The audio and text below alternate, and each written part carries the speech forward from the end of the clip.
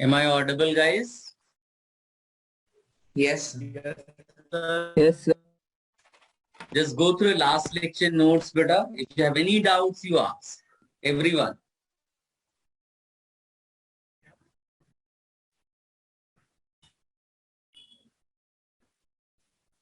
First application you write. First मतलब आज की lecture का. The application is to determine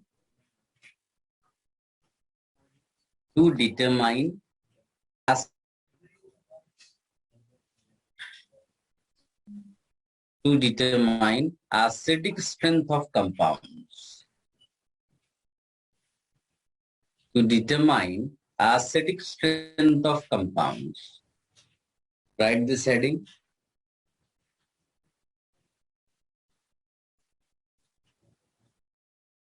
Guys, पहली चीज लिखना है अपने को. Why is phenol acidic?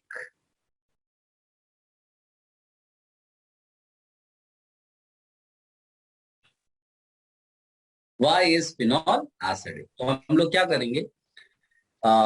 Phenol का स्ट्रक्चर बनाया है और उसका ये एच हटा देंगे, यानी हम लोगों ने उसका डिसोसिएशन दिखाया लाइक दिस, राइट. तो हमारे पास दो कंपाउंड हैं, एक ये फिनॉल है और एक ये phenoxide ion. Can you tell me which one is better resonance stabilized? Phenoxide ion. और कोई?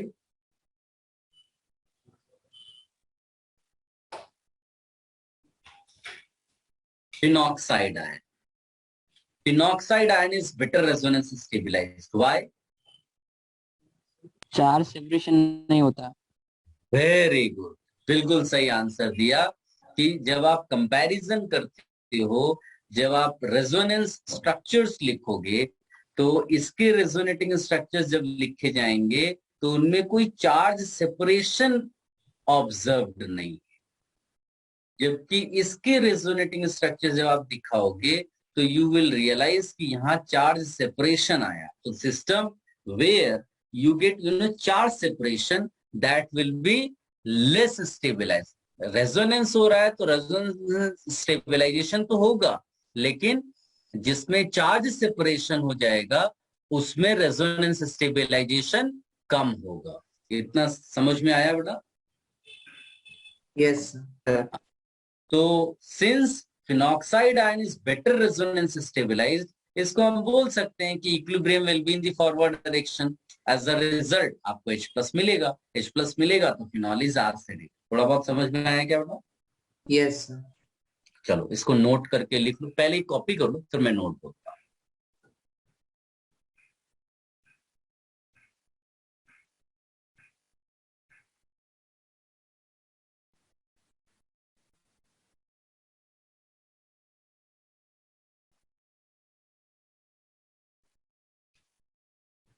सर नोट खुद से लिखना है या आप बताने वाले हो?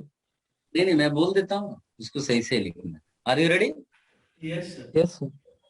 देखो, phenoxide ion is more resonance stabilized.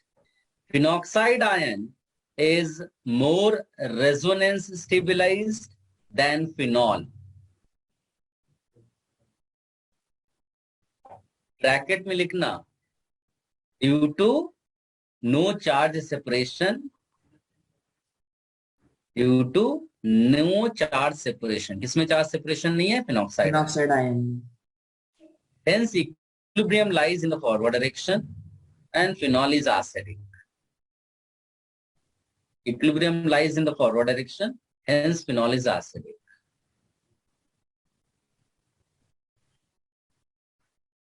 Sir no charge separation के आगे क्या? Full stop. Hence equilibrium lies in the forward direction and phenol is acidic. So equilibrium मतलब ज्यादा स्टेबलाइज हुआ ना, मतलब ये जो मैंने फॉरवर्ड बैकवर्ड के एरोज दिखाए हैं ना, इसकी बात कर रहे हैं. तो फॉरवर्ड डायरेक्शन में जाने का मतलब है कि भाई ये ज्यादा रेजोनेंस स्टेबलाइज्ड है, तो ये चीज फॉरवर्ड डायरेक्शन में जाना चाहेगी ना सिस्टम। हाँ सर। ठीक है, चलो अब इसमें दूसरा क्वेश्चन इसी तरह का लिखो, सर एग्जैक्टली इक्विलिब्रियम सेम है। के आगे क्या? चलो पूछो, क्या पूछ रहे हो? सर वो एक बार वो लास्ट स्टेटमेंट रिपीट करेंगे?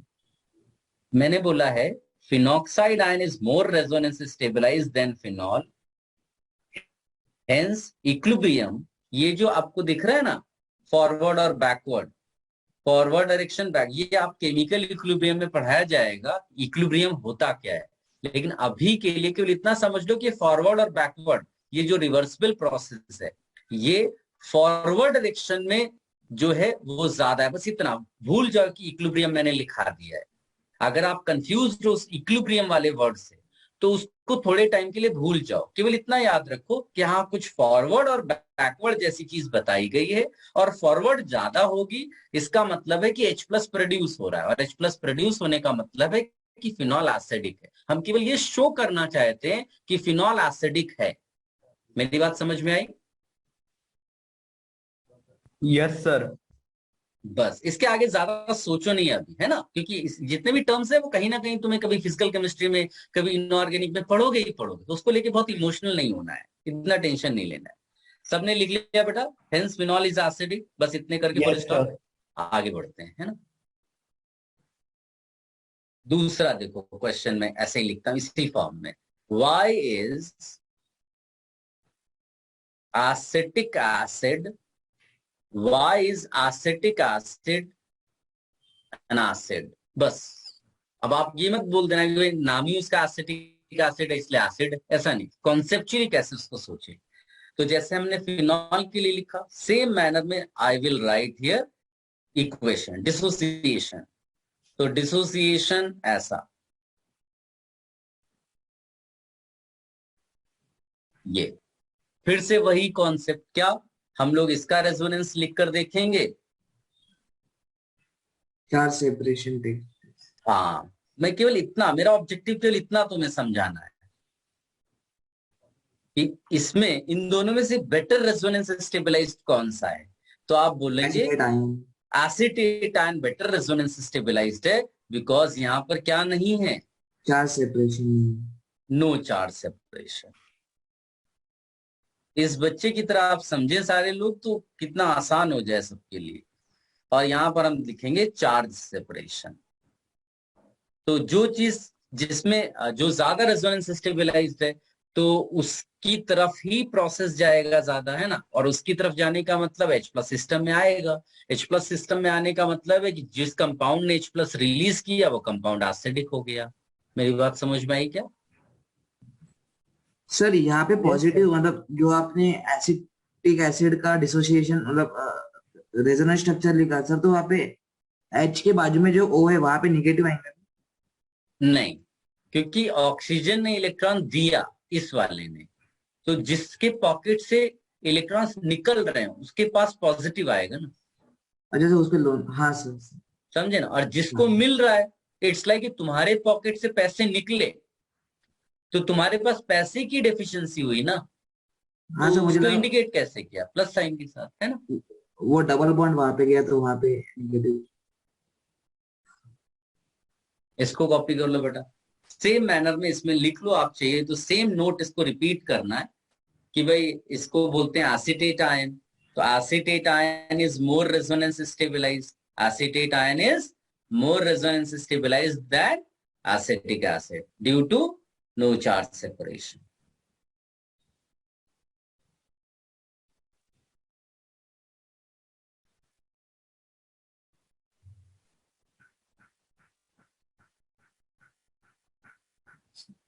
रिमूव कर दें बेटा? Yes sir. नो अब सर। आप देखो, अच्छा, ठीक है।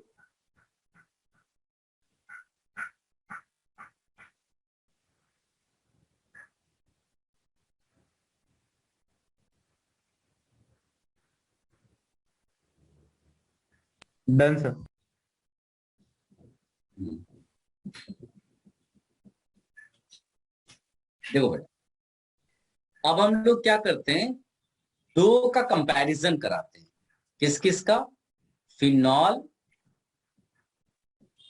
Versus acetic acid, which one is better acid, stronger acid. तो हम लोग क्या करेंगे, दोनों का इक्विलिब्रियम लिखेंगे।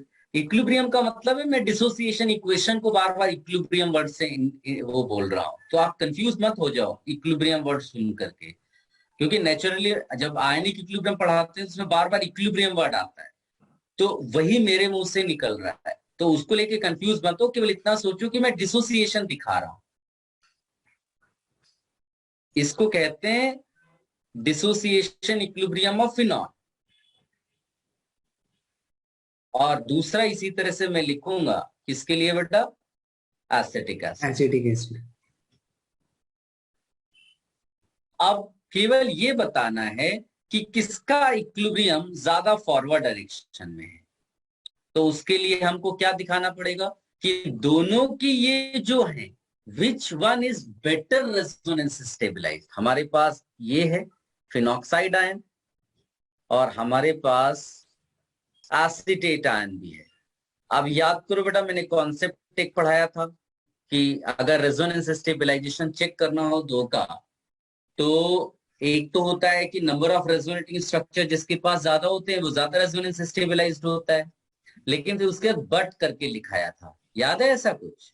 हाँ सर, अगर Equivalent इक्विवेलेंट हो तो फिर वो yes sir, कहना। कुछ ज्यादा हाँ, रेजोनेंस स्टेबलाइज। यस। तो मैंने लिखाया था कि even if number of resonating structure कम हो, लेकिन अगर रेजोनेटिंग स्ट्रक्चर्स इक्विवेलेंट हो जाएं और नेगेटिव चार्ज कहाँ हो? थ्रू ऑक्सीजन पे। आउट मोर इलेक्ट्रोनेगेटिव पे, तो यहां वो केस फिट बैठता है ना? तो हम लोग यहां लिखेंगे इक्विवेलेंट रेजोनेटिंग स्ट्रक्चर्स, और प्लस क्या है?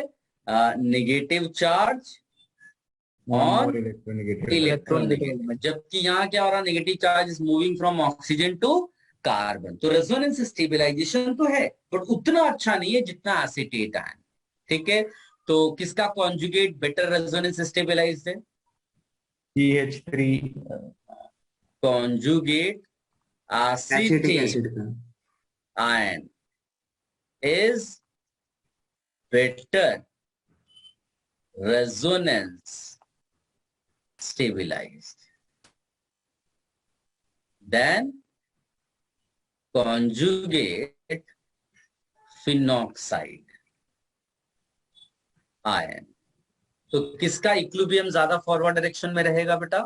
CH3COOH का। ये वाला, राइट। तो यहां पर हमको मोर H+ मिलेगा देन दिस वन। ऐसा नहीं कि सारे एसिड से सबसे अच्छा, ना ना ना, इसके कंपैरिजन में बात कर रहे हैं हम लोग। ठीक, तो इसको कॉपी कर लो बेटा। तो इसका मतलब है दिस इज बेटर एसिड। तो हमने तीन चीजें डिस्कस की। पहले सेपरेटली डील किया, फिनॉल क्यों एसिड है, एसिटिक एसिड क्यों एसिड है। फिर हमने दोनों को कंबाइन कर दिया, साथ में रखा और कंपैरिजन किया उनकी एसिडिक स्ट्रेंथ का।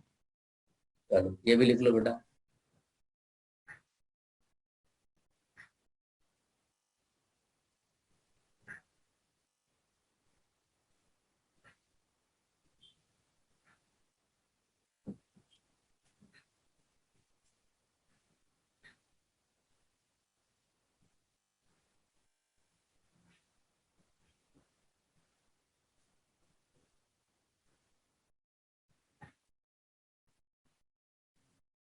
सबने लिख लिया बेटा? No sir one. O,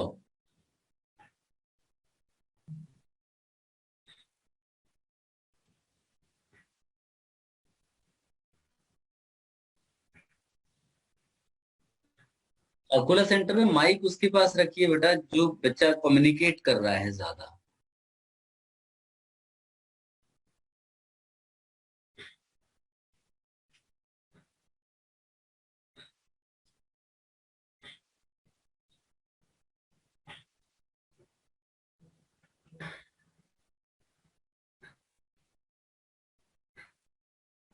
done sir.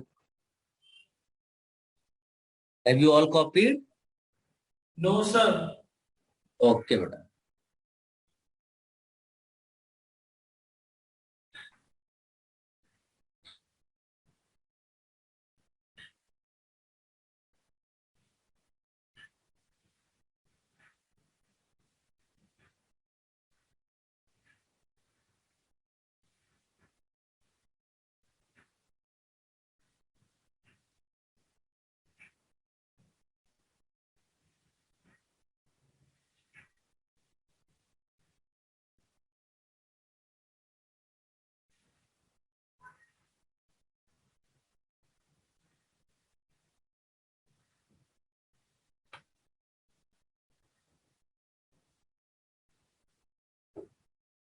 Should I remove this? Yes, sir. Guys, now listen.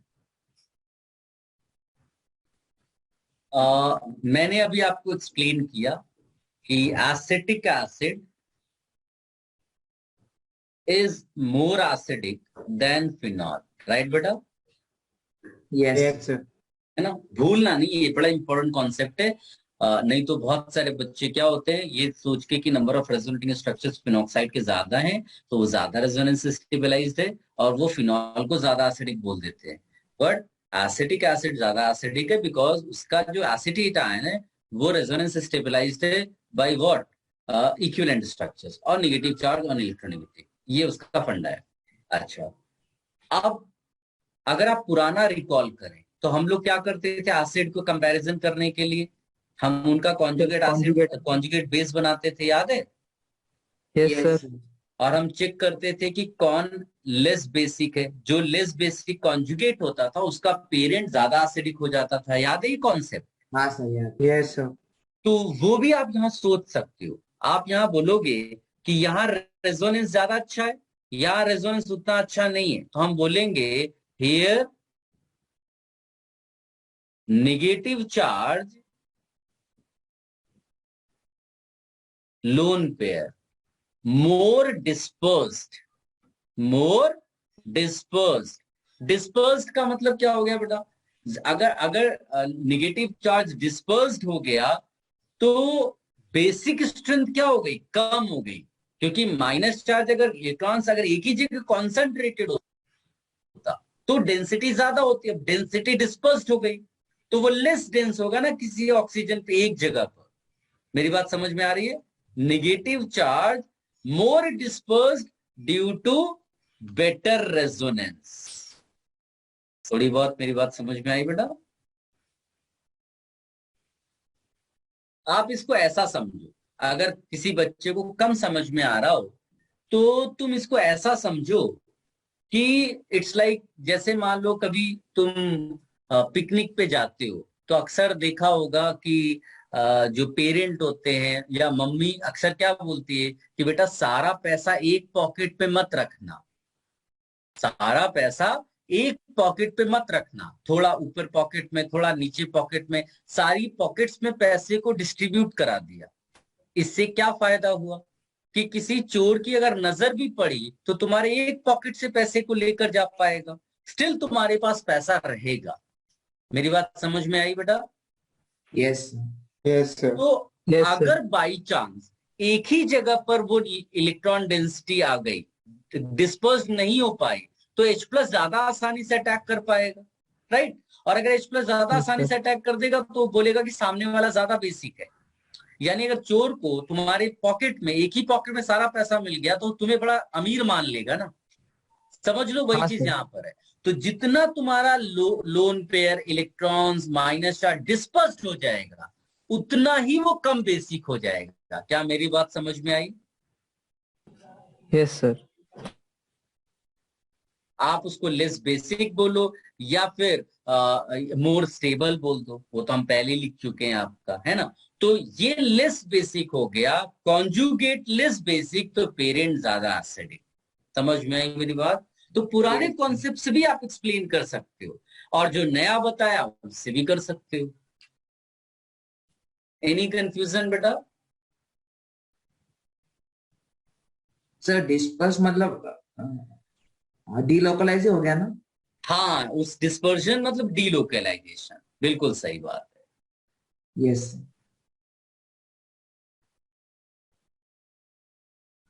इसको कंप्लीट कर सकते हो, पेरेंट मोर एसिडिक करके भी लिख सकते हो। कोई कंफ्यूजन बेटा?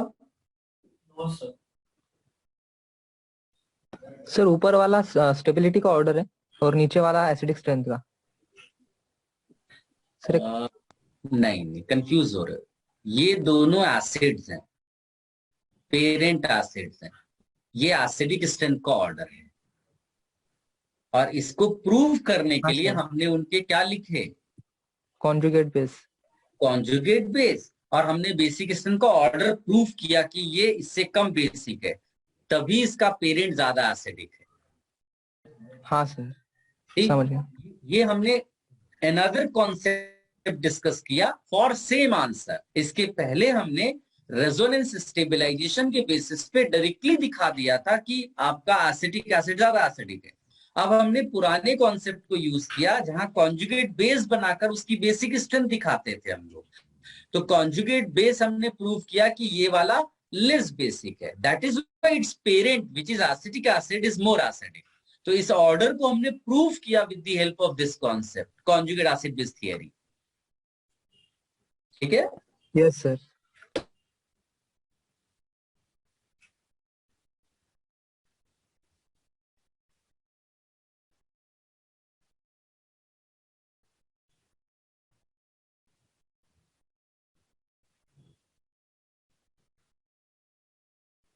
Done sir. No sir. Okay.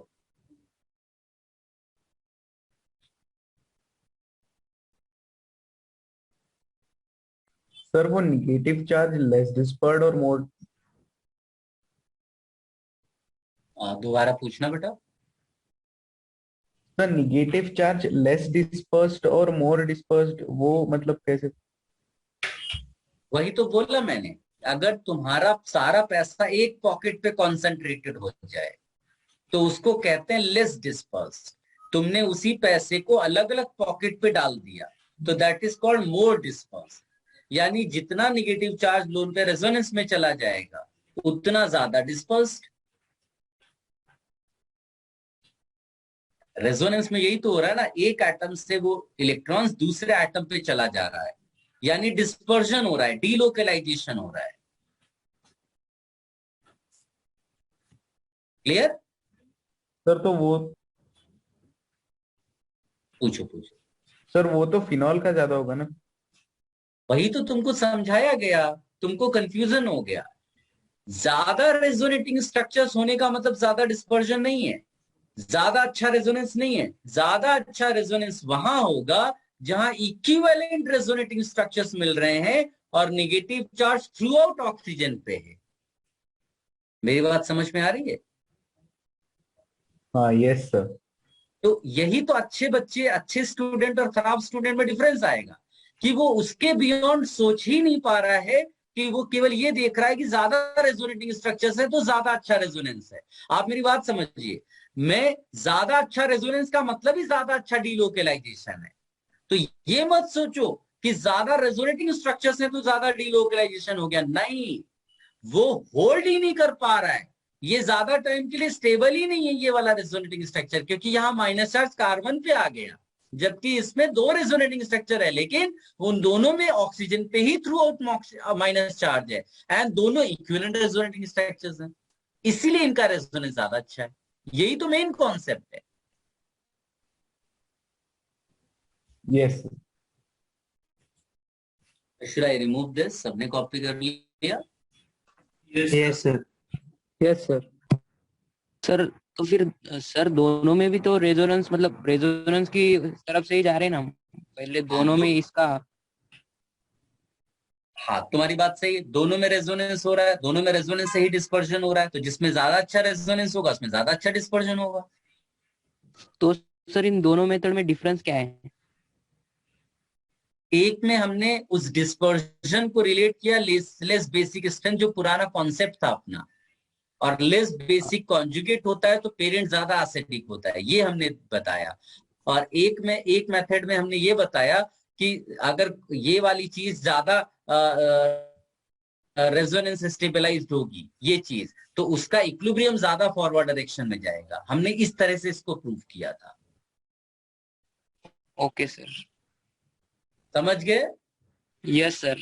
हाँ, अब कंफ्यूजन ना रहे इसके लिए मैं एक फाइनल स्टेटमेंट देता हूं। फाइनल स्टेटमेंट क्या है? whatever acid given write its conjugate base। लिख पाओगे? write conjugate base and check resonance stabilization। या मैं इसे रेजोनेंस स्टेबलाइजेशन क्यों बोलूं, सीधे सीधे ये बोल दूं, check dispersion, check dispersion of electron density. Right? ठीक, तो Yes, जितना ज्यादा dispersion, more dispersion less basic. इन conjugate, less basic, less basic conjugate More acidic implies is the parent. parent more acidic. More more acidic is the acidic parent। अब हमको कोई confusion नहीं और कुछ और सोचना नहीं है, केवल आप इसी लाइन को फॉलो करते रहना। जो भी एसिड दिया है उसका क्या लिखना है? कॉन्जुगेट। Base conjugate conjugate. में वो माइनस चार्ज कितना ज्यादा डिस्पर्स्ड हो रहा है, बस इतना चेक करना है। अब वो डिस्पर्जन इंडक्टिव से भी हो सकता है, वो डिस्पर्जन रेजोनेंस से भी हो सकता है, कोई और फैक्टर होगा तो उससे भी करा लेंगे, क्योंकि हमने फैक्टर नहीं लिखा है। फैक्टर्स तो इसीलिए पढ़े जाते हैं सो दैट हम उनको यूज कर पाए। तो हमने रेजोनेंस भी पढ़ लिया, हमने इंडक्टिव भी पढ़ लिया। अब देखते हैं कि जितने अच्छे क्वेश्चंस आएंगे उतने ज्यादा फैक्टर्स लगेंगे, सब लगा लगा कर देखेंगे। ऑब्जेक्टिव क्या है? केवल ये चेक करना डिस्पर्जन किसमें ज्यादा हो। ठीक, जिसमें ज्यादा Yes. डिस्पर्जन वो लेस बेसिक कॉन्जुगेट हो जाएगा और उसका पेरेंट उतना ज्यादा एसिडिक हो जाएगा। मेरी बात समझ में आई सबको? हाँ सर। ठीक है, तो अब आपके क्वेश्चन सॉल्व करने की एबिलिटी ऑटोमेटिकली बढ़ जाएगी, क्योंकि आप ज्यादा सोचोगे नहीं। छोटी सी चीज स्टेटमेंट है, इस स्टेटमेंट को आप फैंटास्टिक तरीके से यूज करो। इसको हटा दें? हाँ सर। No sir. No ये सब sir. लोग लिख लो इसको, हाँ, क्योंकि अब मैं आपको थोड़ा क्वेश्चन के फ्रेम में दूंगा। सर हो गया। हो गया ना? Yes sir. अब जैसे मान लो कि उसने क्वेश्चन दे दिया ऐसा कि right acidic strength order, write acidic strength order for following compounds।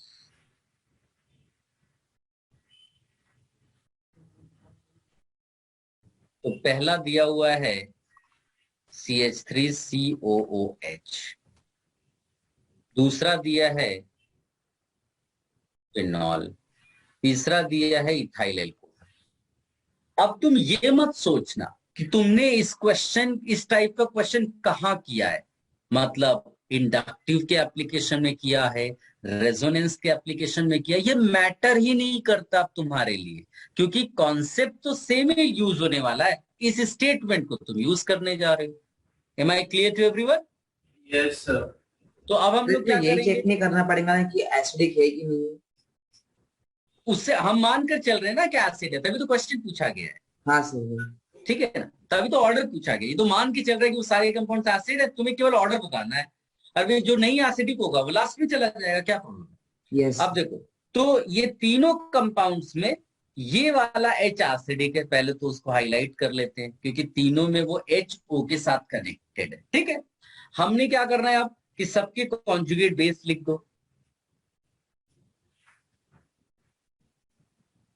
किसी को कॉन्जुगेट बेस लिखने में कोई डिफिकल्टी तो नहीं है? No sir. ये कॉन्जुगेट बेस मैंने सबके लिख ली। अब क्या चेक करना है? पहली चीज हमने क्या लिखी बेटा?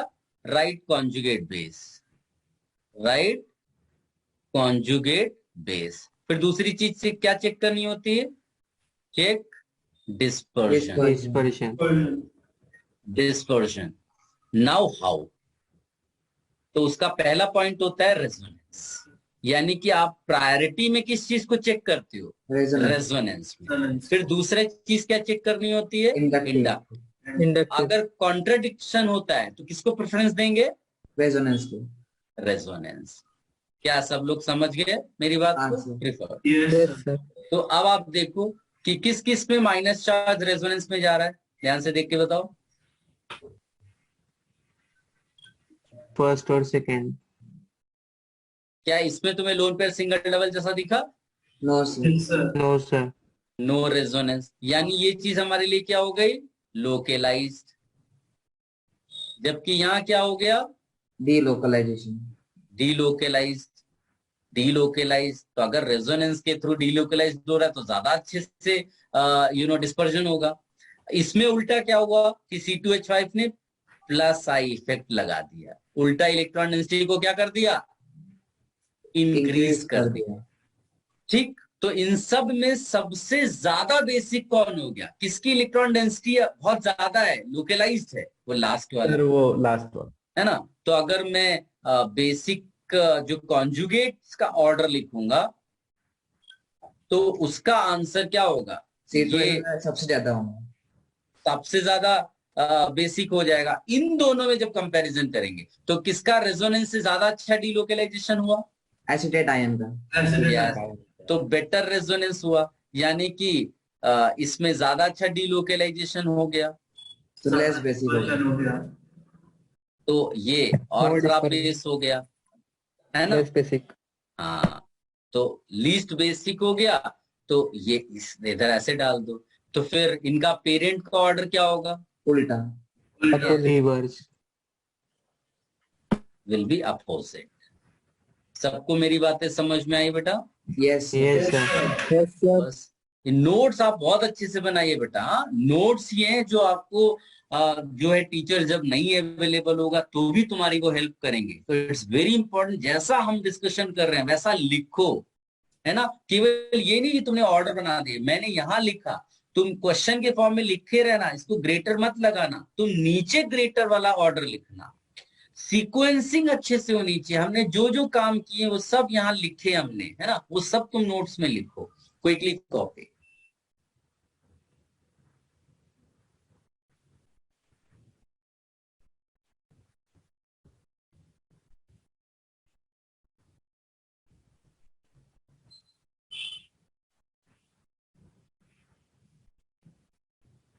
Sir done. No sir. Sir 1 minute. Okay बेटा, ओके।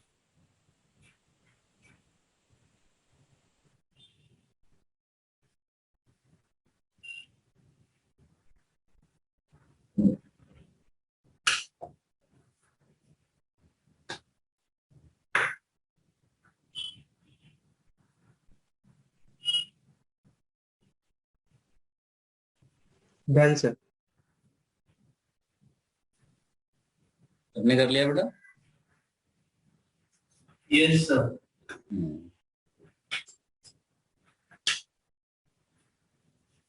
गाइस एक और चीज आप देख लो बेटा,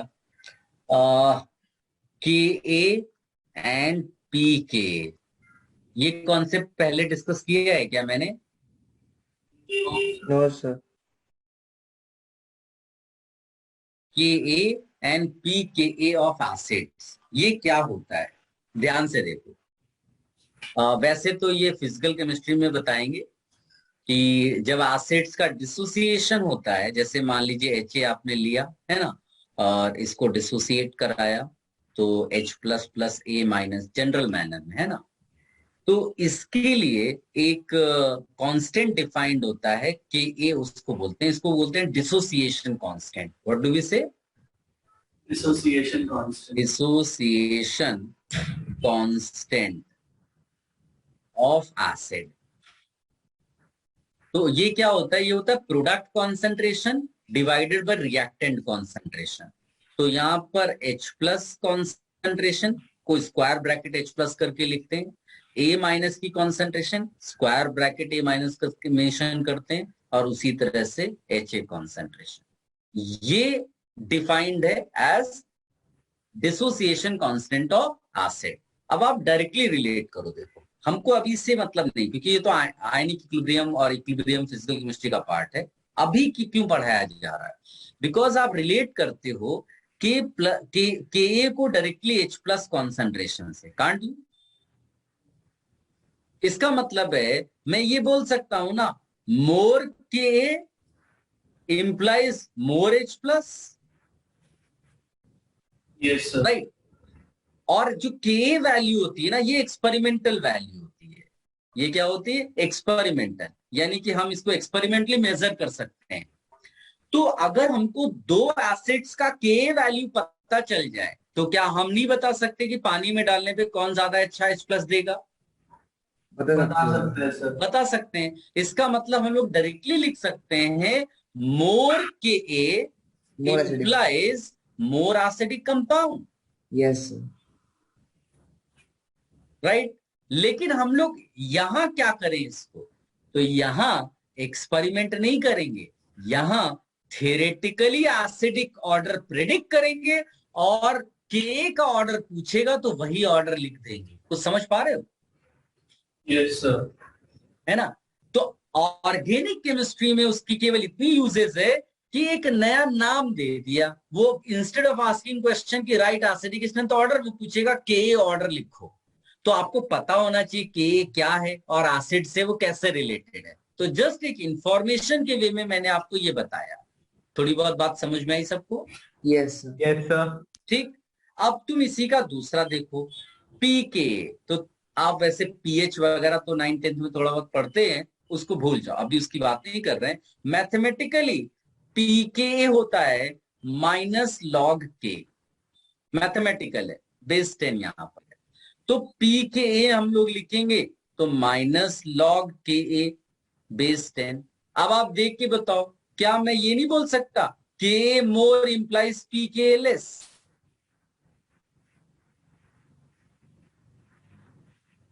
साफ साफ दिख रहा है ना भाई? के बढ़ाओगे तो पी के कम हो जाएगा। यानी कि अगर तुमसे वो ये कह दे कि राइट पी के ऑर्डर ऑफ फॉलोइंग कंपाउंड्स, तो जो तुम्हारा एसिड का ऑर्डर आएगा उसका उल्टा पी के ऑर्डर हो जाएगा। Am I correct? Yes, sir.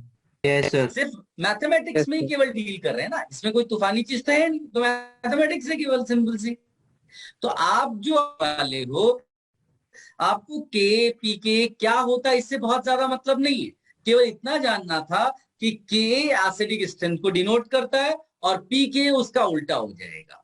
Basic को डिनोट नहीं करेगा, लेकिन वो मैथमेटिक्स है। जिसकी पी के वैल्यू ज्यादा वो कम एसिडिक, बस इतना है, और कुछ बोलना नहीं है आपको। तो once you know acidic strength order, you can get Ka order. Once you know acidic strength order, you can get pK order. तो हम लोग स्टेटमेंट क्या बना लेंगे कि एसिडिक स्ट्रेंथ ऑर्डर, जो हम कॉन्सेप्चुअली निकालेंगे, acidic strength order Ka order same, pK order opposite, बस इतना लिख लेना है। और एसिडिक स्ट्रेंथ ऑर्डर कैसे आएगा? बाय कॉन्सेप्ट, जो हमने अभी तक पढ़ा है। मेरी बात समझ में आई? चलो इसको कॉपी कर लो।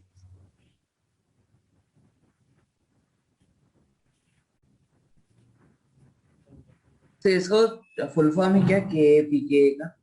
ये डिसोसिएशन कांस्टेंट है बेटा, ये इक्विलिब्रियम कांस्टेंट। इनको जब आप आयनिक इक्विलिब्रियम और इक्विलिब्रियम चैप्टर केमिकल इक्विलिब्रियम पढ़ोगे ना, उसमें पढ़ाया जाएगा। Connect. Okay sir. ठीक है।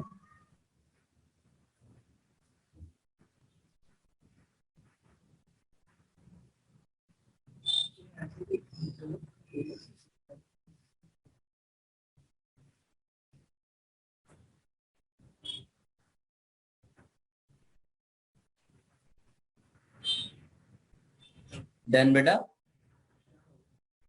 Yes, sir. तो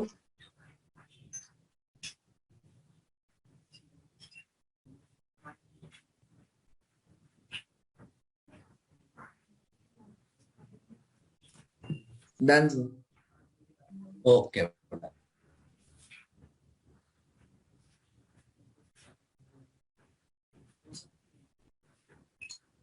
अब जैसे इसमें अगर मैं क्वेश्चन एक दूं आपको, like right acidic strength order for following, या फिर इसके बदले क्या दे सकता है? Right right K A order of following. के order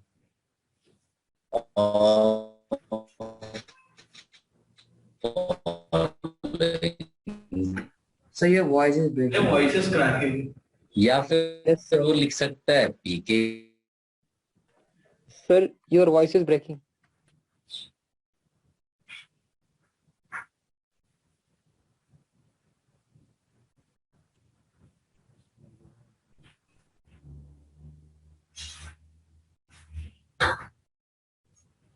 Like if I give you first compound as this, second compound as this,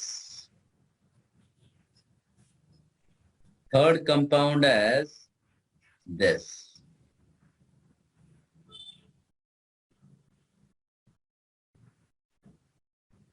or fourth compound as this.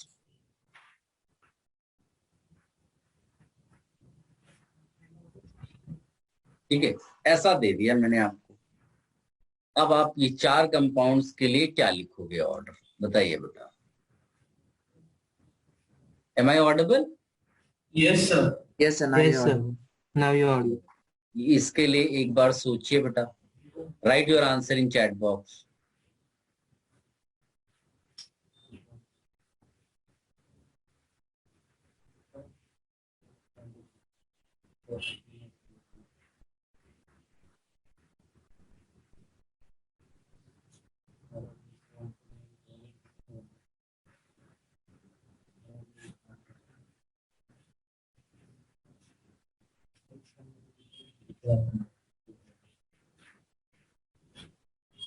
Sir fourth वाला में बेंजीन नहीं है उसमें। वही सरप्राइज एलिमेंट है बेटा, तुम उसको ओपन कर रहे हो। Yes sir.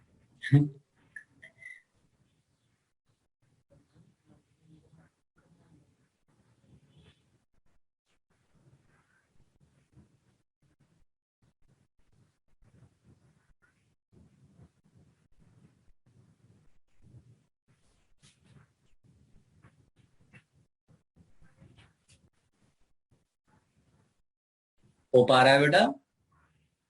हाँ sir, 2 minute. Yes, sir. Yes, sir.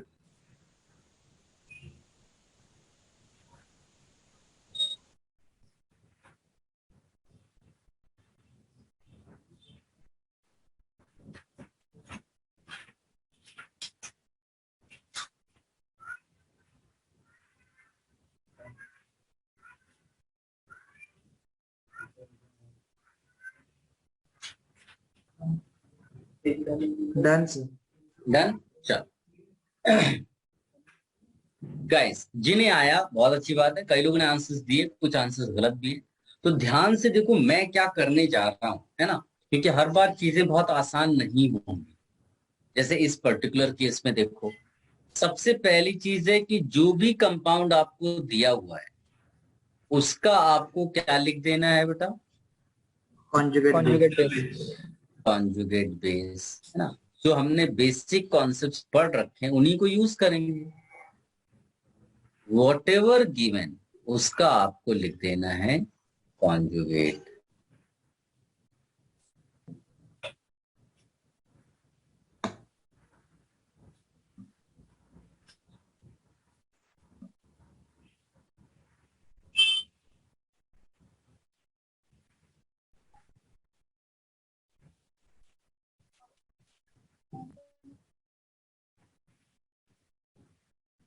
तो यहां मुझसे मिस्टेक नहीं हुई है, मैंने जानबूझकर वो बेंजीन रिंग नहीं दिया आपको, उसके पीछे एक बड़ा कॉन्सेप्ट है यहाँ पे अब रेजोनेंस आप- नहीं होगा।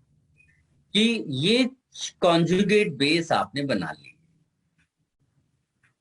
बार बार मैं बोल रहा हूं, गलती से ये मत बोलना कि compound less basic so more acidic. No, हम लोग कह रहे हैं conjugate base is less basic so parent is more acidic. दो अलग अलग चीजें, स्टेटमेंट।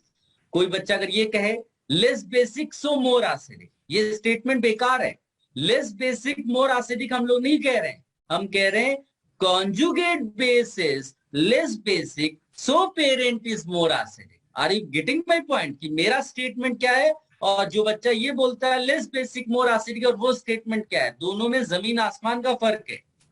वो स्टेटमेंट कुछ है ही नहीं जिसमें ये बोला जाए लेस बेसिक मोर एसिडिक। जो स्टेटमेंट सही वाला है, साइंस है, वो ये है conjugate base is less basic so parent is more acidic. मेरी बात सबको समझ में आई? Yes sir. हाँ, अब आप देखिए, कॉन्जुगेट बेस में सबके पास O पे माइनस चार्ज है, देख पा रहे हो? Yes, sir. Yes, sir. Yes sir. P की वजह से ये बेसिक है, तो हम लोग इसका डिस्पर्जन चेक करेंगे। किस केस में रेजोनेंस हो रहा है? 1 2 First, 3 second, and 1, third. 2, 3. यहां पर लिखेंगे no resonance, No resonance. No resonance of this negative charge lone pair. That means ये क्या हो गया? Localized. localized, most basic, localized हो गया। लोकलाइज्ड मतलब ये चीज क्या हो गई? most basic. Most basic. Most basic. Given compound में ये मोस्ट बेसिक हो गया कॉन्जुगेट बेस। तो अगर मैं कॉन्जुगेट बेस में लिखूंगा तो फोर्थ वाला लास्ट में आएगा, बेसिक ऑर्डर में। किसी को कोई doubt? No, sir. No, sir. हमने देखा ही नहीं कि और कोई ग्रुप लगा है कि नहीं लगा, क्योंकि पहली चीज ही क्लियर कट आंसर दे दिया। अब इन तीन में देखो, इतना पार्ट कॉमन है और कॉमन पार्ट यूजुअली आंसर नहीं नहीं देता। देता है। डिफरेंस किस चीज का आया? Minus यहाँ पर है। NO2 ग्रुप है, यहाँ OCH3 ग्रुप है। तो पहले ये सोचो कि NO2 ग्रुप प्लस M वाला ग्रुप है या माइनस M वाला ग्रुप है, यानी इलेक्ट्रॉन विड्रॉइंग वाया रेजोनेंस है कि इलेक्ट्रॉन रिलीजिंग वाया रेजोनेंस है, ये हमने सिखाया आपको। तो NO2 Yes, sir. एक इलेक्ट्रॉन विड्रॉइंग ग्रुप है वाया रेजोनेंस। इंडक्टिव से भी विड्रॉइंग है, लेकिन हाँ, पहले सही, कौन सा inductive। इफेक्ट चेक करते हैं? Resonance का। Resonance. रेजोनेंस से जबकि डोमिनेंस। ऑक्सीजन के लोन पेयर की वजह से OCH3 क्या बन जाएगा? Releasing group। Electron releasing group. Releasing तो group. बताइए, एक रिलीजिंग ग्रुप O की इलेक्ट्रॉन डेंसिटी बढ़ाएगा या कम करेगा? बढ़ाएगा। बढ़ाएगा। बढ़ाएगा। तो यहाँ इलेक्ट्रॉन डेंसिटी बढ़ रही है, जबकि यहाँ इलेक्ट्रॉन डेंसिटी कम हो रही है। कम हो यहाँ रही है। कुछ नहीं हो रहा है। तो बताइए, बेसिक के ऑर्डर में सबसे पहले किसको लिखें? थर्ड को। Third को. फिर किसको लिखें? फर्स्ट। फर्स्ट, फिर सेकेंड। Third, second. को ये डाउट है बेटा, कॉन्जुगेट बेस का ऑर्डर है ये? No. बताइए, किसी को डाउट है इस पे? No sir. नो। तो पेरेंट का ऑर्डर क्या हो जाएगा बेटा? Sir fourth more acidic. Parent acidic का उल्टा हो जाएगा। नहीं, अच्छा, हम लोगों ने कुछ मिस्टेक कर दी है हाँ क्या? हाँ सर सर। फोर्थ वाला सर सबसे पहले चाहिए ना? सर हमने ये एसिडिक का फोर्थ को नंबर 1 देना चाहिए, है ना? हाँ सर। हाँ सर, वही कंफ्यूज हो रहा था। ये हमारा फोर्थ, ये most basic localized most basic है, तो लास्ट ही फर्स्ट में डालना है। वो एसिडिक में लास्ट में चला जाएगा, इसकी वजह से वहां लिख दिया। तो अब आंसर क्या होगा बचेगा? Second, first, third, fourth. Second, first, third, fourth. Third, fourth. ये आपका पेरेंट एसिड का ऑर्डर हो जाएगा। सब लोग इसको कॉपी कर लो बेटा।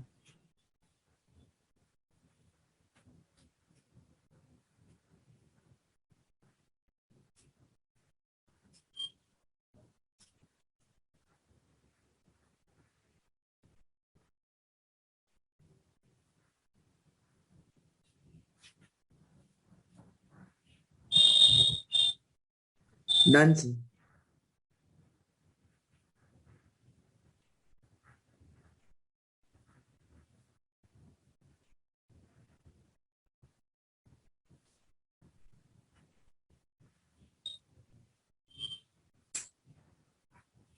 सबको क्लियर है बेटा? ये कॉन्सेप्ट में किसी को कोई डिफिकल्टी तो नहीं है? No sir. अब No, sir. थोड़ा डिफिकल्ट क्वेश्चन दें आपको। हाँ सर। Yes, sir. हाँ sir. Right acidic strength order. Previous question जो था उसमें अगर पीके ऑर्डर लिखना होगा तो उल्टा कर देंगे, आप के ऑर्डर वही होगा। एसिडिक स्ट्रेंथ ऑर्डर कंपाउंड्स ये हैं।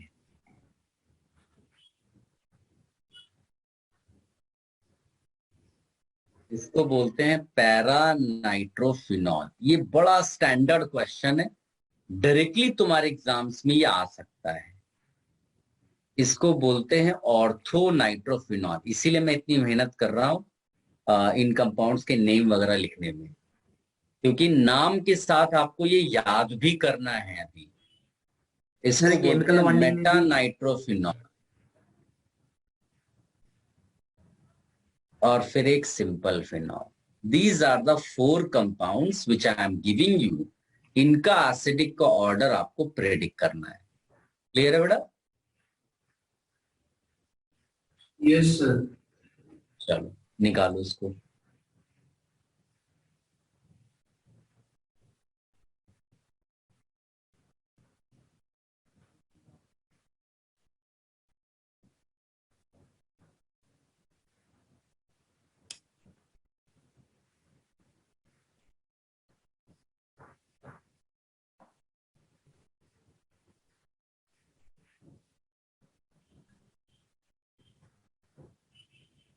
सबने कर लिया बेटा?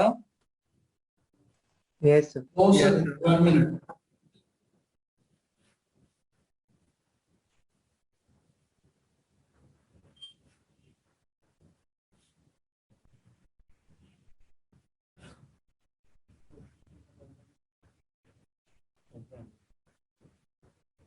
डिस्कस कर ले बेटा।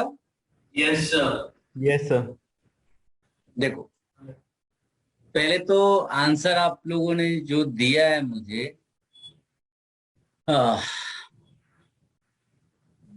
Very good. बहुत सारे लोगों ने आंसर दिए मुझे। चलो इसको पहले मैं आपको दिखाता हूं कि आंसर निकालने का तरीका क्या है। अगर आपका आंसर मेरे बताए आंसर से अलग आया तो इसका मतलब आपने कॉन्सेप्ट लर्निंग अच्छे से नहीं की। ऑल्दो वो आंसर गलत है, लेकिन 99% एग्जाम्पल्स में वही कॉन्सेप्ट यूज होगा जो मैं बता रहा हूं। इसीलिए अगर मेरे आंसर के अलावा तुमने निकाल दिया, भले ही वो सही आंसर से मैच कर जाए, तो उसको गलत मानूंगा। आप समझ रहे हैं मेरी बात? कि बाय चांस गेस वर्क से सही आंसर तक पहुंच गए, वो नहीं है। अगर आपका आंसर जो भी कॉन्सेप्ट्स अभी तक डिस्कस किए उसके अलावा तुमने कुछ कर दिया तो उसको सही नहीं मानेंगे। समझ लेना इस बात को। तो तुम्हारा आंसर इसका जो आना चाहिए, वो आंसर इसका आना चाहिए 2 greater than 1 greater than 3 greater than 4। अगर इसके अलावा तुमने कुछ भी आंसर लिखा, इसका मतलब तुमने कॉन्सेप्ट्स लर्न नहीं किया ठीक से। क्या मेरी बात सबको समझ में आई? Yes sir. अगर इसके अलावा तुमने कोई आंसर लिख दिया है तो इसका मतलब तुम्हें आंसर सही, तुम्हें कॉन्सेप्ट समझ में नहीं आया, जबकि इसका आंसर ये नहीं है। वही चीज अभी मैं समझाऊंगा आपको कि यहाँ आंसर क्यों बदल रहा है, क्या रीजन है, वगैरह वगैरह। लेकिन वो तुम्हारे माइंड में पहले से कैसे आ गया, वो तो एक एक्सेप्शनल सा बिहेवियर है। तो अगर इसके अलावा तुमने कोई भी आंसर दिया, इसका मतलब कॉन्सेप्चुअल क्लैरिटी तुमको नहीं है। Let me explain this first, कि हमारा जो 99% एग्जाम्पल्स होते हैं उनमें यही कॉन्सेप्ट लगता है और यही आंसर आना चाहिए। So how to find this? तो सबसे पहली बात है, हम सबके कॉन्जुगेट्स लिखते हैं।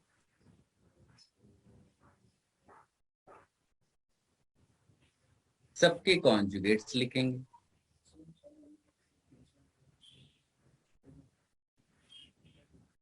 सबके कॉन्जुगेट्स लिखेंगे।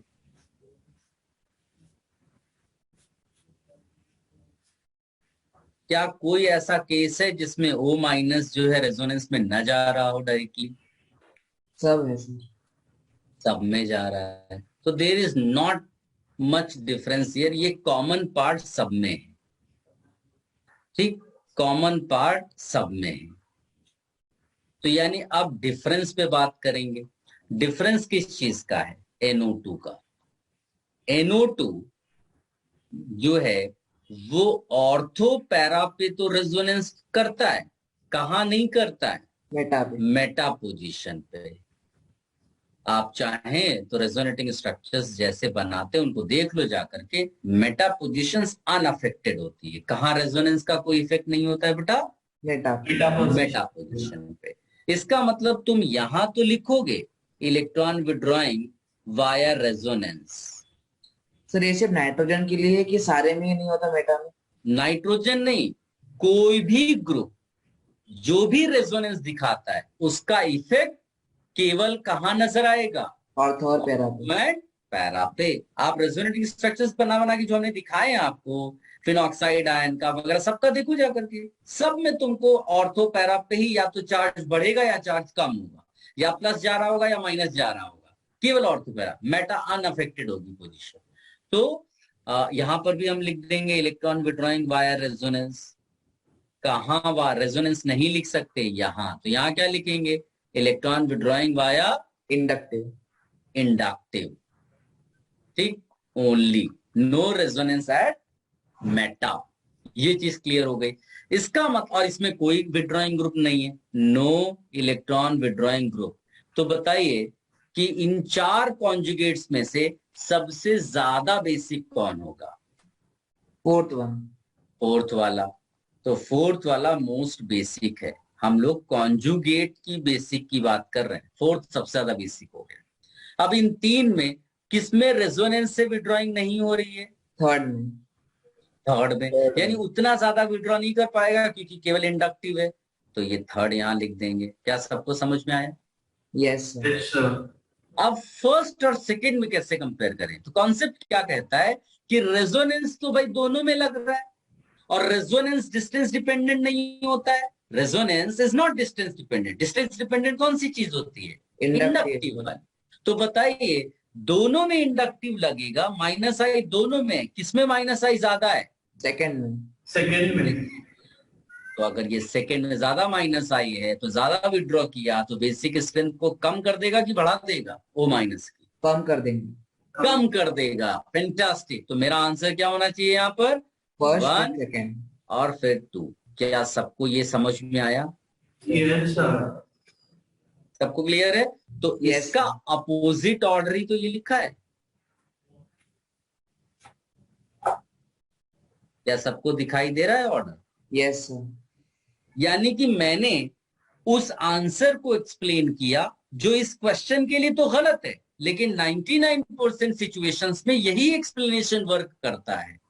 तो पहले तुम इसको कॉपी कर लो बेटा, फिर हम लिखेंगे वाई आंसर इज चेंज, तो उसका डिस्कशन करेंगे। ठीक है, कॉपी कर लो और अच्छे से लिखो, प्रॉपर एक्सप्लेनेशन लिखना कि first we check resonance, when resonance equal then we checked inductive effect, inductive distance dependent, close, more close, more inductive effect। इस तरह करके पूरा प्रॉपर एक्सप्लेनेशन लिखो।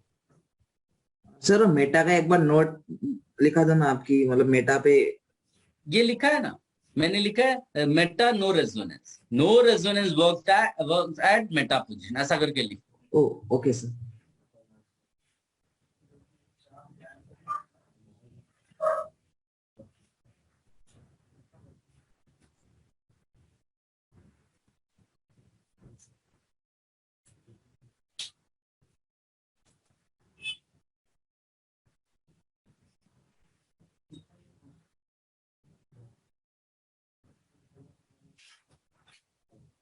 किसी को कोई कंफ्यूजन डाउट हो तो जरूर बोल देना बेटा, क्योंकि ये बड़ा स्टैंडर्ड सा क्वेश्चन है और यही आंसर इसलिए आना चाहिए आपको, भले ही वो यहाँ गलत है लेकिन यही चीज सब जगह लगानी है। तो पता चला अगर तुमने कुछ तिकड़म से आंसर निकाल भी लिया तो 99% सिचुएशंस पे आप गलत कर दोगे।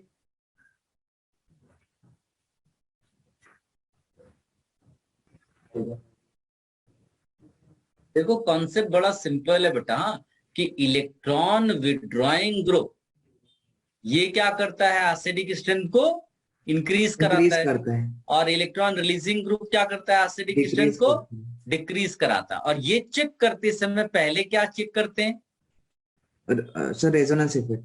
हाँ, पहले रेजोनेंस से आप चेक करो, यानी कि पहले आप -m + m चेक करो और देन माइनस है प्लस है। और इंडक्टिव में डिस्टेंस डिपेंडेंसी देख लो, राइट। और यस इसमें केवल ये देख लो मेटा पे नहीं होना चाहिए ग्रुप, बस हो गया पूरा कॉन्सेप्ट एक उसमें, है ना।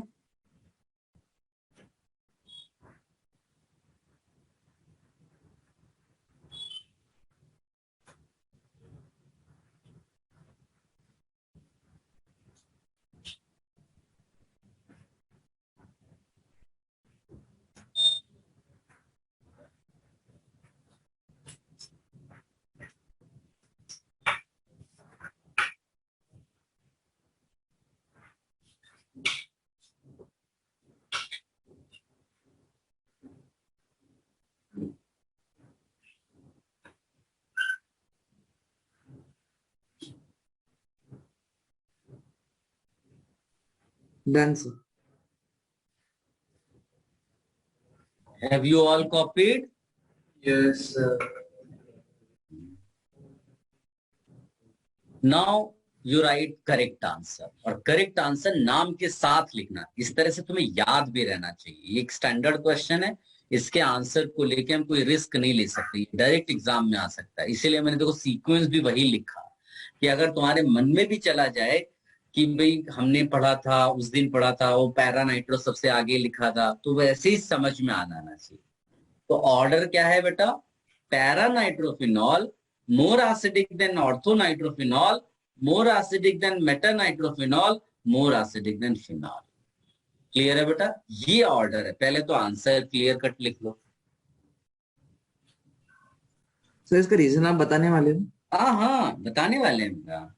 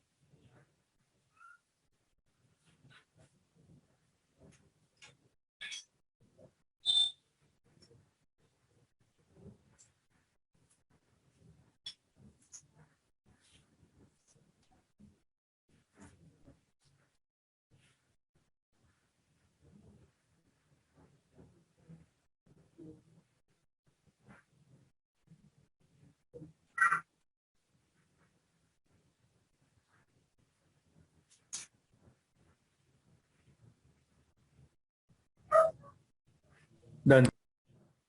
हो गया? हटा दें बेटा इसको। Yes sir. हाँ सर।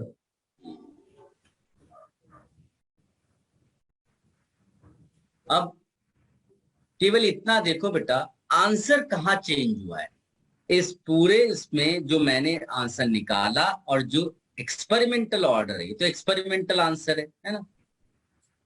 तो उसमें और इसमें डिफरेंस किस चीज का आ रहा है? कहाँ पर अंतर आ रहा है? 1 और 2 1 और 2 में, है ना। बाकी सब सही है, खाली हल्का सा चेंज हुआ है 1 और 2 में, बस उतना हमको बताना है। तो क्यों आंसर वो बदल रहा है, उसका एक जो सबसे इंपॉर्टेंट यहाँ पर रीजन है वो ये है कि यहाँ इंट्रामोलिकुलर हाइड्रोजन बॉन्डिंग हो गई। क्या बोला हमने? Intramolecular hydrogen bond. Intramolecular hydrogen bonding होने से इस H का निकलना टफ हो गया या इजी हो गया? मुश्किल हो गया। मुश्किल हो गया कि भाई H निकलना चाहता था, निकलेगा तभी तो उसको H+ बोला जाएगा, लेकिन उसको किसने पकड़ लिया? NO2 ने पकड़ लिया। तो लेकिन hydrogen bond is not a very strong bond. ऐसा नहीं कि उसका इंपैक्ट, अगर इतना ही इंपैक्ट हो जाता तो लास्ट में चला जाएगा वो, लेकिन इतना इंपैक्ट नहीं है। थोड़ा सा जो डिफरेंस आया है वो यहां विजिबल है आंसर में। Hydrogen bond, I repeat, is a weak bond, but there is intramolecular hydrogen bond. As a result, the release of H becomes little difficult. That is why it is less acidic than para-nitrophenol. Still, resonance is dominating. That is why ये ज्यादा acidic किससे है? Metanitrophenol. मेटानाइट्रोफिनॉल। Clear है बेटा? Yes. इस चीज को highlight कर लो, तुम्हारा आंसर आ गया। यानी यहाँ केवल एक एक्स्ट्रा फैक्टर वर्क कर गया जिससे हल्का आंसर चेंज हुआ। तो जितने भी ऐसे एक्सेप्शनल केसेस होंगे ना, वो मैं आपको लगभग सब करा दूंगा। तो उसमें हल्का सा अगर चेंज होगा तो वो पढ़ लेंगे, बाकी सब में आंसर निकालने का स्टाइल वो नॉर्मल वाला। क्लियर? सर तो अभी तक का फर्स्ट ही एक्सेप्शन है ना? हाँ, क्योंकि ज्यादातर क्वेश्चन उसी से सॉल्व हो जाते हैं बेटा। कुछ होंगे जो टाइम टू टाइम मैं खुद ही बताऊंगा आपको, ज्यादा टेंशन नहीं लेना है। इसलिए माइंड में एकदम वही वाला एक्सप्लेनेशन रखना कि इलेक्ट्रॉन विड्रॉइंग चेक करना है, इलेक्ट्रॉन रिलीजिंग चेक करना है, पहले रेजोनेंस से फिर इंडक्टिव से, बस होता चला जाएगा तुम्हारा। और तुम खुद भी सॉल्व करोगे क्वेश्चन, तुम्हें एक्सपीरियंस आएगा। Yes sir.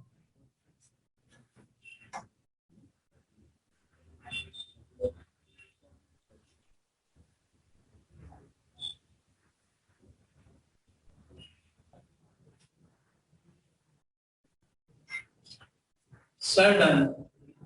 है ना? एक और एक्सेप्शनल एग्जांपल देता हूं मैं, और इसको भी लेकिन तुम सॉल्व अपनी स्टाइल से करना, प्रॉपर आंसर निकालना जो नॉर्मल स्टाइल से निकलता है, उसके बाद आगे बात करेंगे, ठीक है? Yes sir. सो मतलब हमें रॉन्ग आंसर निकालना है। हाँ, क्योंकि अगर तुमने उसके अलावा कुछ निकाला तो यानी you are taking risk, you will not be able to get right answer in 99% cases. आप मेरी बात समझ रहे हो? ये तो Yes, स्टैंडर्ड sir. एग्जांपल्स हैं जो मैं आपको करा रहा हूं, लेकिन जो कोई बच्चा भी कर लेगा वो उसमें तुम मिस्टेक कर दोगे तो प्रॉब्लम हो जाएगी ना। हाँ सर।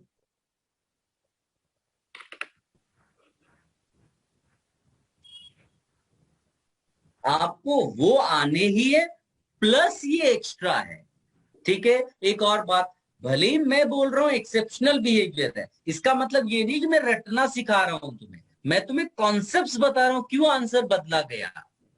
मेरी बात समझ रहे हो? ये कोई हाँ, पीरियोडिक टेबल जैसा मैं नहीं बोल रहा हूं कि इसको रट लो, ये एक्सेप्शनल एग्जांपल है। No, I am providing you proper explanation, justify कर रहे हैं उसके आंसर को।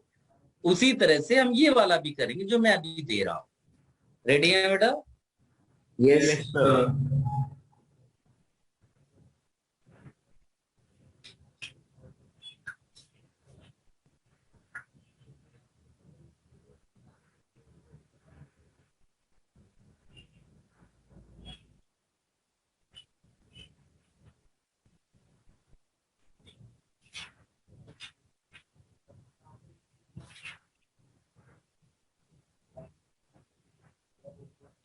चलो ऑर्डर निकालो बेटा।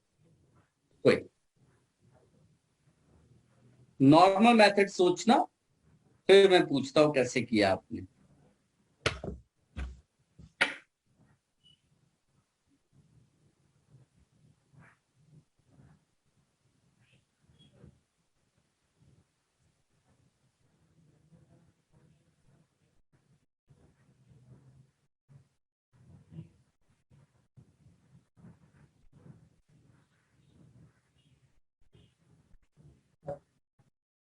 नोट्स रिफर करो बेटा, नोट्स रिफर करो। Yes sir. एक इंपॉर्टेंट पॉइंट वहां नोट्स में लिखा हुआ मिलेगा तुम्हें। Yes sir. नॉर्मल आंसर निकालना भी इजी नहीं है, नोट्स रिफर किए बगैर आंसर नहीं आएगा। आंसर लिखिए चैट बॉक्स में everyone. Sir please, sir please. Yes बेटा, I am waiting, I am waiting.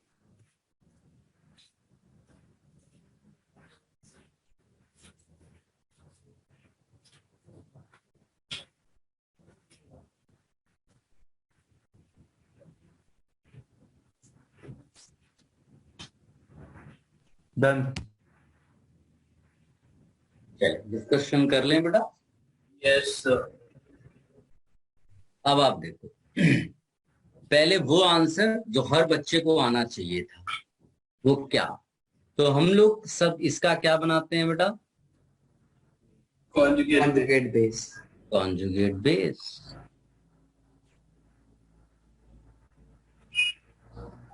और जानते हो थोड़े दिन बाद तुम्हें ये सब बनाने की जरूरत नहीं पड़ेगी, इतना एक्सपीरियंस हो जाएगा कि बिना बताए केवल आंखों से आप सब सॉल्व कर लोगे। अभी भी कुछ लोग करना शुरू कर दिया होगा अभी, लेकिन अगर अभी डिफिकल्टी आ रही तो अभी आप पूरा प्रोसेस फॉलो करो। यही फायदा होता है बड़ा ऑर्गेनिक में, कि जो गिव अप नहीं करते, जो बच्चे लगातार सॉल्व करते रहते हैं, उनको एक मोमेंट के बाद बिल्कुल आसानी से क्वेश्चन सॉल्व होते हैं। उनको देखने की, बस देखा उन्होंने आंसर, कुछ लिखने की जरूरत नहीं पड़ती है, इसलिए तो टाइम सेव होता है इसमें एग्जाम में। अब आप देखो बेटा, सबसे पहले तो चेक करो कि ये ClBrIF ये रेजोनेंस के थ्रू है क्या? Plus M. No, sir. Plus M, है ना? सबके Yes. सब प्लस एम, सबके सब प्लस एम वाले हैं, यानी इलेक्ट्रॉन रिलीजिंग ग्रुप है, right? Yes electron releasing group है, इलेक्ट्रॉन रिलीजिंग ग्रुप है, इलेक्ट्रॉन रिलीजिंग ग्रुप है, लेकिन इलेक्ट्रॉन विड्रॉइंग भी है, किससे? माइनस आई। वाया इंडक्टिव, सारे के सारे माइनस आई वाले हैं।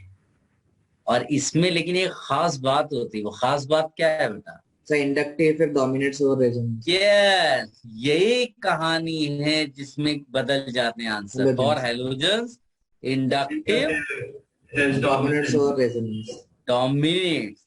जिन बच्चों को ये आता है, इनका मतलब उनको कॉन्सेप्चुअल क्लैरिटी है। आंसर गलत सही होना तो it's a different thing, but आपको नॉर्मल चीजें जो सब कर लेंगे वो तो आना चाहिए ना। For halogens inductive dominates over resonance. Resonance mesomeric.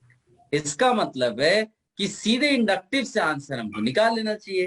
तो उसके हिसाब से जाएंगे तो सबसे ज्यादा विड्रॉ कौन कर रहा है? Fluorine.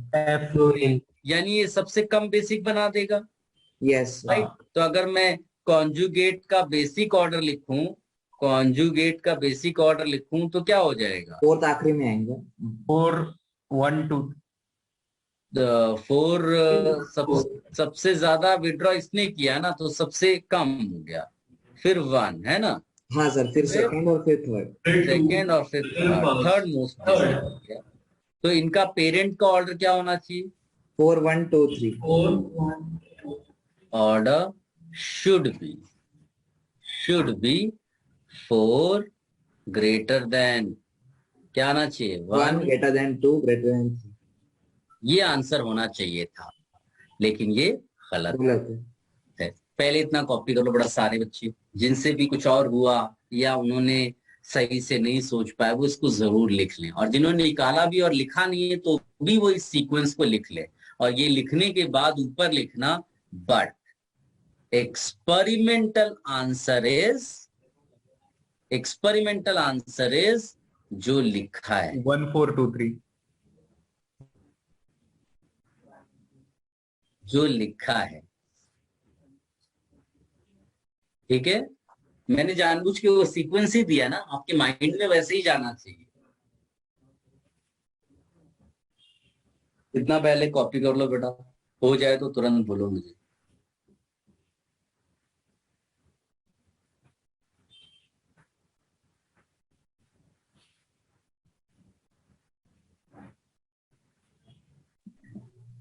Done sir. No sir.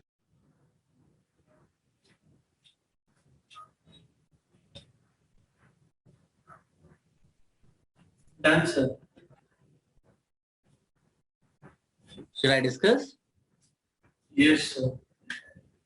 अब इसमें एक छोटी सी पॉइंट है, कॉन्सेप्ट है जो आपको ध्यान रखना है। आंसर लिख लिया सबने? करेक्ट आंसर बेटा? Yes sir. हाँ, अब इसमें क्यों आंसर ऐसा चेंज हुआ, तो उसमें अभी आप ध्यान से देखना बेटा। जो Cl होता है या फिर Br होगा या फिर I होगा, उनकी खास बात ये है कि ये तीन जो हैं पीरियोडिक टेबल में आपने देखा होगा कि ये third period, fourth period, fifth period, लेकिन F क्या है? सेकेंड। Second period. जो थर्ड फोर्थ फिफ्थ पीरियड वाले होते हैं उनमें आपके पास MTD और सेकंड ऑर्बिटल। याद है ऐसा कुछ? यस सर, याद है। तो इससे क्या होता है कि ये जो minus charge resonance lone pair के लिए जब जाता है तो ये पाई इलेक्ट्रॉन जो है इस डी ऑर्बिटल में Cl के जा सकते हैं, इधर भी जा सकते हैं, इधर भी जा सकते हैं, यानी कि ये एक्स्ट्रा बैक बॉन्डिंग वाला रेजोनेंस करा सकते हैं। हाँ सर। कौन नहीं करा सकता? फ्लोरीन नहीं करेगा। क्यों नहीं करा सकता? क्लोरीन। उसका वैकेंट ऑर्बिटल नहीं है। यस, तो आप लिखेंगे नो वेकेंट ऑर्बिटल, तो no such resonance, no such resonance as given by Cl, Br and I, as given by Cl, Br, I, यानी कि ये तीन इससे ज्यादा क्या हो जाएंगे? स्टेबल, या बोल दो लेस बेसिक। नहीं समझ में आया? Yes sir. समझ गया सर। है ना? अब इन तीनों का आपस में कैसे कंपेयर करें? तो इन तीनों का बड़ा सिंपल है भाई, बच गया क्या क्या? इंडक्टिव। इंडक्टिव में कौन विड्रॉ ज्यादा क्लोरीन करता सबसे है? ज्यादा होता है। क्लोरीन सबसे ज्यादा। ये विड्रॉइंग इफेक्ट हो गया इन तीन का, तो इसका मतलब है ये लीस्ट बेसिक। फिर ये समझ में आया? Yes sir. तो एसिडिक स्ट्रेंथ में इसका उल्टा कर दिया, parent will be opposite. Sir अभी इससे बैक बॉन्डिंग आ गया, तो फिर अगर दूसरा भी कौन सा ग्रुप हो NO2 वगैरह, तो सर उसमें भी यही ज्यादा होंगे ना, क्योंकि वैसा बैक बॉन्डिंग डोमिनेट करता है। नहीं, इतना आसान नहीं है बेटा। तो ये बड़ा सिस्टम कॉम्प्लेक्स है, तो हम बहुत कोशिश करेंगे कि आंसर हम अपने नॉर्मल कॉन्सेप्ट से ही निकालें। जहां गलत हुआ वहां हमको घर से पढ़ के जाना है, वहां एग्जाम हॉल में एक्स्ट्रा नहीं सोचना है। समझ गए मेरी बात? तो कुछ भी एक्स्ट्रा होगा वो सब मैं आपको पढ़ाऊंगा, आपको कहीं कुछ सोचने की जरूरत नहीं है। आप क्या सोचेंगे? Normal resonance, normal inductive. मेरी बात सबको समझ में आई? Yes yes sir. है ना? तुम कुछ और नहीं सोचना, जो भी सोचने की चीज होगी वो मैं तुम्हें एक्स्ट्रा सिखाऊंगा। उसके अलावा तुम्हें सिर्फ सिंपल सोचना है। इसको कॉपी कर लो। सर मतलब एमटीडी ऑर्बिटल होगा तो बैक बॉन्डिंग होगी, और इसलिए हाँ, मतलब वो एक्स्ट्रा रेजोनेंस से इस माइनस चार्ज को डीलोकलाइज करा सकता है, ये भी करा सकता है, ये भी, ये नहीं करा सकता। तो एक्स्ट्रा डीलोकलाइजेशन पॉसिबल नहीं है यहां पर।